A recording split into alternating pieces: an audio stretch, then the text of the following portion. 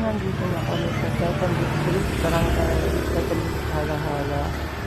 May purchase hotel kasi bumili ka ng ginamit yung motor niya. Ako ang nag-drive. Papunta dito, nakalap niya. Ngayon siya ng sinapay kasi ngayon ko kasi yung ano ko, yung joggers.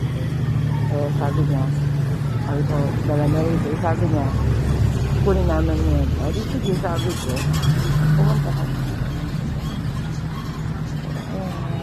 Masaya na ito.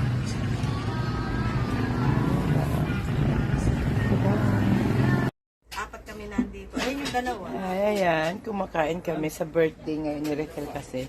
Ayan. Wala, binlog pa. Diba? Nandito kami. Kumakain. Ay, naku. Sagang pagkain. Busog na ako. Halika, ayan. Ganda dito. Kung maaga pa tayo, good hindi evening. kita mo. Ayan, nandito yung mga relatives ni Raquel. Ayan, ayan. Ayan. Ay, si tita, ayan. Di ba? Hi! Ayan si Ate May.